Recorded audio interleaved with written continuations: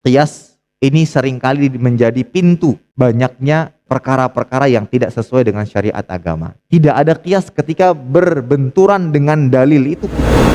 Jadi dalil-dalil dalam agama itu ada 4 yang disepakati. Al-Quran, hadis, ijma'. Ijma' itu artinya kesepakatan. Dan kesepakatannya bukan hanya ulama-ulama di negara tertentu saja, tapi memang betul ijma' ulama. Mungkin dari kalangan para sahabat, para tabi'in, tabi'ut tabi'in memiliki satu suara yang sama. Apalagi sudah dikatakan ijma'ul muslimin. Wah, itu besar sekali. Nah, yang keempat, qiyas. Dan ini termasuk yang disepakati. Apa sih qiyas itu? Ya, mungkin sebagian sudah mengetahui. Qiyas adalah suatu praktik penyamaan hukum antara sesuatu yang disebutkan hukumnya secara gamblang, halal, haram, jelas, dengan sesuatu yang tidak jelas hukumnya di dalam agama. Ya. Ini ada hukum, ada perkara tertentu tidak jelas hukumnya halal. Kenapa? Karena tidak ditemukan di masa Nabi Shallallahu Alaihi Wasallam. Nah, bagaimana untuk mengetahui hukumnya? Maka dengan cara qiyas, disamakan dengan sesuatu yang telah jelas atau telah gamblang hukumnya sebagaimana ditunjukkan di dalam Al-Quran ataupun hadis. Nah, maka qiyas ini memiliki rukun-rukun sebagai murojaah bagi yang sudah mengetahui. Yang pertama, memiliki hukum utama. Maksudnya apa? Ada perkara yang jelas hukumnya disebutkan dalam Al-Quran ataupun dalam hadis Nabi secara gamblang. Ya, ini disebut dengan asal, hukum utama. Asal, hukum utama, pokok permasalahan yang jelas hukumnya. Ya, khamar, yang sering kali diambil contoh yang mudah difahami, khamar. Khamar jelas dalilnya dalam Al-Quran, dalam hadis. Hukumnya apa? Haram. Ini asal, pokok. Itu rukun yang pertama. Yang kedua, masalah cabang. Cabang. Ya. Cabang ini adalah permasalahan yang tidak diketahui dalil secara Al-Quran dan hadis. Karena memang tidak ditemukan di masa Nabi Shallallahu Alaihi Wasallam. Ya, tidak ditemukan. Belum ada ketetapan hukum dari Al-Quran, Sunnah atau Ijma'. Dan masalah cabang ini baru ditemukan di era-era sekarang. Ya. Nah, kemudian yang ketiga, yang pertama tadi pokok ya, pokok permasalahan yang memang sebuah perkara yang disebutkan dalam Al-Quran telah diketahui secara gamblang hukumnya. Yang kedua cabang. Cabang ini permasalahan baru, belum ada ketetapan dari Al-Quran, hadis, ijma' yang baru ditemukan di zaman sekarang. Dan yang ketiga terdapat illah. Illah itu alasan penetapan hukum dalam permasalahan atau dalam pokok. Alasan penetapan hukum. Khamar. Kenapa diharamkan? Di antara alasan penetapan hukumnya adalah karena dia memabukkan. Nah itu. Karena dia memabukkan.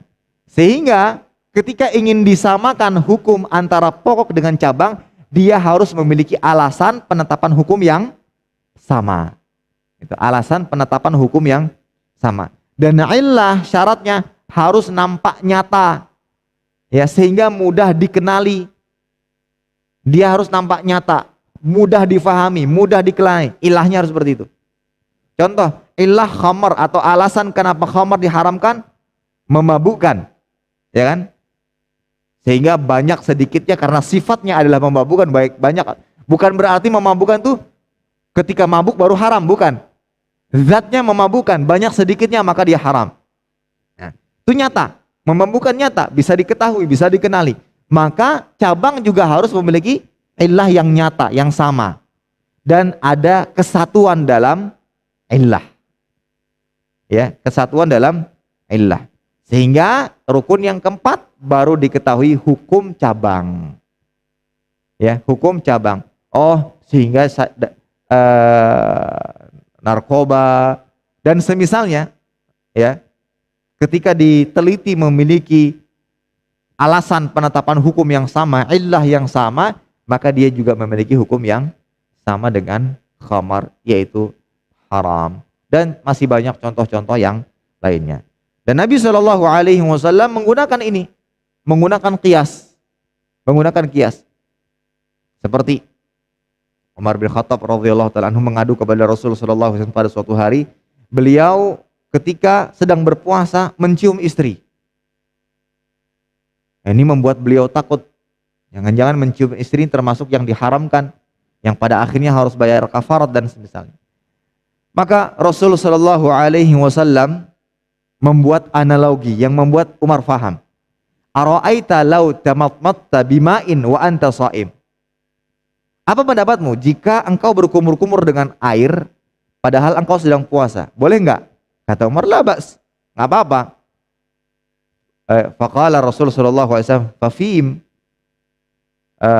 Kemudian Rasul sallallahu alaihi wasallam mengatakan, lantas mengapa engkau risau dengan perbuatan mencium istri di tengah hari bulan Ramadan atau ketika berpuasa?